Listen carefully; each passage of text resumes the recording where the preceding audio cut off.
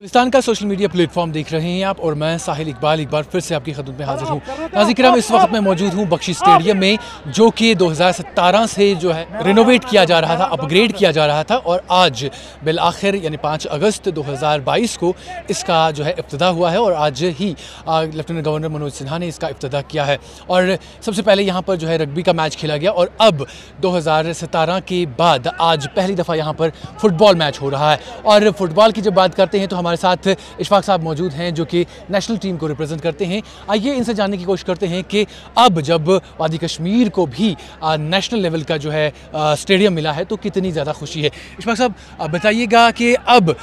जो चीज़ लोग 10 साल 15 साल पहले देख चुके हैं वो अब वादी कश्मीर में आ रही है तो कितनी ज़्यादा एक्साइटमेंट रही? काफ़ी ज़्यादा, आप देख सकते हैं बच्चे काफ़ी खुश है और बेहतरीन फुटबॉल मैच भी हो रहा है। फुटबॉल के लिए हमेशा एक अच्छा ग्राउंड होना चाहिए, परफेक्ट ड्रेसिंग रूम्स होने चाहिए। मुझे लगता है ये स्टेडियम दोनों प्रोवाइड कर रहा है और इंशाल्लाह हमें लगेगा आगे वाले समय में और अच्छे फुटबॉलर्स हम लोग प्रोड्यूस करेंगे। इशफाक साहब, जिस तरह से अभी मैच चल रहा है यहाँ पर और ये भी बताया जा रहा था, खबरों में हमने देखा और ख़ुद भी देख रहे हैं हम कि फीफा तर्ज पर इसका टर्फ जो है बनाया गया। थोड़ा सा हमारे नाज़रीन को बताइएगा कि फीफा तर्ज का क्या होता क्या है? देखिए, जो ग्रास की लेवल होती है, क्वालिटी होती है, वो अच्छी होनी चाहिए। जो ड्रेसिंग रूम होनी चाहिए वो अकॉर्डिंग टू फीफा रूल्स होने चाहिए। उनके साथ किसी का टच नहीं होना चाहिए, डायरेक्ट एंट्री ग्राउंड में होनी चाहिए। वो सब कुछ ध्यान में रख के बनाया गया है और काफ़ी अच्छा बनाया गया है। और यहाँ पर हमने देखा फ्लड लाइट्स हैं और पहला स्टेडियम बनने जा रहा है,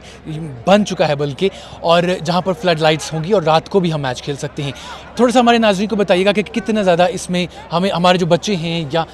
अभी जो खेल रहे हैं तो उनके लिए कितनी आसाइश रही? देखिए, अक्सर जो फुटबॉल होती है काफ़ी फ़िज़िकल गेम होती है, काफ़ी स्टेमिना होना चाहिए। तो जो शाम को मैच होता है तो एक मौसम जो होता है वो एक मुफीद मौसम होता है, टेम्परेचर थोड़ा डाउन होता है और अब जब फ्लड लाइट्स भी लगेंगी तो और अच्छा ज़्यादा माहौल होगा। और अक्सर फुटबॉल आपने देखा होगा, यूरोपियन फुटबॉल और वर्ल्ड फुटबॉल फ्लड लाइट्स के अंदर ही खेला जाता है, क्योंकि जो वेदर होता है वो एक अकॉर्डिंग टू द फुटबॉल रहता है और जो प्लेयर्स होते हैं वो ज़्यादा मेहनत कर सकते हैं और ज़्यादा अच्छा फुटबॉल खेलते हैं उसमें। इशफाक साहब, एक सवाल आपसे पूछना चाहूँगा मैं। जिस तरह से हम सब जानते हैं कि वादी कश्मीर में फ़ुटबॉल हो या क्रिकेट हो, दोनों जो गेम्स हैं उरूज पर हैं और एक ऐसे समय में जब बहुत मुद्दत तक एक गैप रहा क्योंकि नेशनल जो प्लेयर्स हैं वो यहाँ पर नहीं आ सकते या यहाँ पर उस तरीके के मैच नहीं हो सकते, तो अब बिल आखिर हमारे पास जगह है उस तरीके के मैच खेलने की, तो क्या एक्सपेक्टेशंस हम कर सकते हैं कि यहाँ पर नेशनल लेवल की मैच हो सके? बिल्कुल हो सकते हैं। मुझे लगता है बस अब हमारी जो स्पोर्ट्स काउंसिल और फुटबॉल एसोसिएशन या गवर्नमेंट है, हमें रिक्वेस्ट फेडरेशन को करनी चाहिए कि हम लोग यहाँ पे कैंप्स, नेशनल टीम कैंप्स या एग्जीबिशन मैचेस या प्रैक्टिस मैचेस जो नेशनल टीम खेलते हैं कंडक्ट कर सकते हैं, क्योंकि उस लेवल का ग्राउंड बन गया, हमारे पास फैसिलिटीज़ है और उम्मीद करता हूँ कि वैसे मैचेस आएंगे आगे। एक आखिरी सवाल इशफाक साहब, जिस तरह से हम सब देख रहे हैं कि ग्राउंड को जो है फुटबॉल तर्ज पर बनाया गया है, तो इससे पहले ये मल्टीपर्पज़ हुआ करता था, यहाँ पर क्रिकेट भी हुआ करता था, तो क्या थोड़ा सा खदशा रहेगा कि क्रिकेट अब शायद यहाँ पर ना हो सके? जी हाँ, क्रिकेट के लिए उनका अपना परफेक्ट ग्राउंड है। हमने वहाँ पे कभी फुटबॉल नहीं खेला है और हमेशा ऐसा ही होना चाहिए, जहाँ पे क्रिकेट होता है उस ग्राउंड में क्रिकेट ही होना चाहिए और जहाँ पे फुटबॉल होना चाहिए वहाँ पे फुटबॉल ही होना चाहिए। तो इस सब पर हम थोड़ी सी तफसीलन बात करने की कोशिश करेंगे और हमारे साथ सैयद तजम्मुल साहब मौजूद हैं जो कि स्पोर्ट्स के साथ काफ़ी ज़्यादा जुड़े हुए हैं और एक तजिया निगार भी हैं। इनसे हम इस जो यहाँ पर इनाग्रेशन किया गया है, इसको रीमॉडिफाई किया गया है, रिनोवेट किया गया है, तो इसके क्या कुछ अच्छे असरात जो हैं देखने को मिलेंगे वो हम इनसे जानने की कोशिश करेंगे। तजम्मुल साहब, बख्शी स्टेडियम को एक बार फिर से आवाम की नज़र कर दिया गया है, तो किस तरह से ओवरऑल इस चीज़ को आप देखते हैं? देखिए, बख्शी स्टेडियम हमारा जो है ये जम्मू कश्मीर में बल्कि श्रीनगर शहर में बख्शी साहब के वक्त से लेकर मौजूदा वक्त तक जम्मू कश्मीर में यहाँ से सिर्फ फुटबॉलर ही पैदा हुए,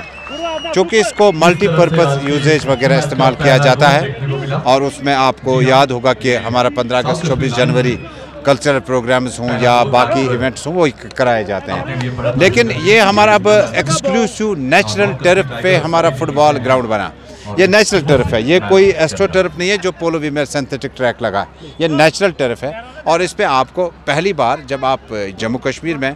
इतने बड़े लेवल का स्पोर्ट्स स्टेडियम देखते हैं, फ्लड लाइट्स देखिएगा। इस फ्लड लाइट्स में अब आपको 7, 8, 9 बजे के बाद भी मुकाबले देखे जा सकते हैं कि यहाँ पर खेले गए हैं। ऐसा नहीं है कि यहाँ पर जिनके डिस्ट्रिक्ट फुटबॉल एसोसिएशन जिसमें कुपवारा, बारामूला, बांडीपुरा, इन इलाकों से भी यहाँ पर हमने फुटबॉल टूर्नामेंट्स देखे हैं और इन फुटबॉलरों की जो परख होती है वो बाद में हम रिकॉग्नाइज और आइडेंटिफाई करने की कोशिश करते हैं।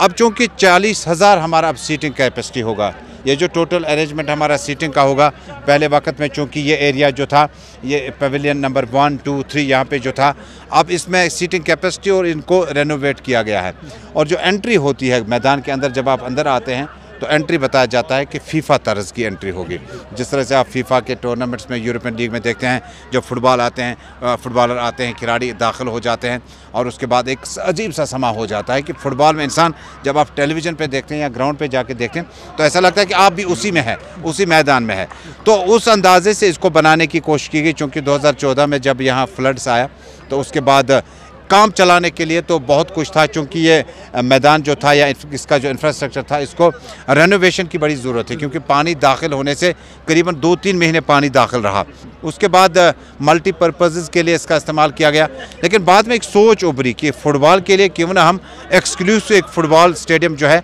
सिर्फ फुटबॉल की एक्टिविटीज़ के लिए रखें। इसके मत मुकाबले में इस चीज़ को कंपनसेट करने के लिए हमने पोलो व्यू में सिंथेटिक टर्फ लगाई और जिससे जो आपका नेचुरल टर्फ है उसमें आपकी जो स्पीड, स्टेमिना और ड्रिबल करते हैं आप गोल पोस्ट की तरफ जाते वक्त, तो आपका स्पीड जो है आप यूरोपियन खिलाड़ियों से थोड़े से पिछड़ जाते हैं और एशिया के जो खिलाड़ी हैं उन्हें नेचुरल टर्फ पे खेलने का ज़्यादा अंदाज़। मुझे लगता है कि एक अच्छी बात है कि आप फुटबॉल को बहुत कुछ देख के जा रहे हैं, एक बड़ी लेवल का मैदान बनाते जा रहे हैं जिसमें अब नेशनल लेवल के नहीं बल्कि अगर आप चाहें तो मुल्क की सतह पर, जिस वक्त अभी एक्सपर्ट से बात चल रही थी कि वेस्ट बंगाल और बाकी जगहों में जिस लेवल के फुटबॉल टूर्नामेंट्स का इनेकाद किया जाता है, जिस अंदाजे से फुटबॉल के टूर्नामेंट्स का इनेकाद कश्मीर में क्यों नहीं हो सकता है। हमारे हिस्ट्री बड़ी रिच रही है, मजीद साहब से लेकर मौजूदा वक्त में महराज तक, वडू तक, जो खिलाड़ी हमारे पास आए उन्हें पाकिस्तान में जाकर उनके खिलाफ मुकाबले किए, चाइना में जाकर जम्मू कश्मीर के लिए, मुल्क के लिए अपना नाम जो है बड़ा रोशन किया टीम के साथ। लेकिन अब ये बात है कि इसको हमें इसी अंदाज से देखना होगा, सिर्फ फुटबॉल के जाविये से देखना होगा, स्पोर्ट्स के जाविये से देखना होगा। खुदा न खास्ता अगर इसमें आपने इस मिठास में अगर आपने और कोई चीज़ और दाखिल कर दी तो न इस गोल पोस्ट का मतलब है, न इस क्रॉस बार का मतलब है, न इस फ्लड लाइट का मतलब है, न इस खिलाड़ी का मतलब है, बल्कि बख्शी स्टेडियम जो है ये आज की डेट में पहली बार कोई टूर्नामेंट नहीं खेला जाता है। बख्शी स्टेडियम में हमने देखा कि शाम देर गए तक हमने नेशनल लेवल के, हमने न सिर्फ नेशनल लेवल के बल्कि फुटबॉल फेडरेशन के जो टूर्नामेंट्स थे उनका स्पोर्ट्स कैलेंडर भी हमने होस्ट किया। इसलिए मुझे लगता है कि एक अच्छी बात है, एक अच्छी शुरुआत की गई है और इस फुटबॉल के स्टेमिना को रिज़ल्ट ओरिएंटेड बनाने के लिए, इसके नताइज अख़ज़ करने के लिए जो कोशिशें सरकार की तरफ से की जानी चाहिए थी वो मुझे लगता है कि इब्तदाई दौर में शुरू की।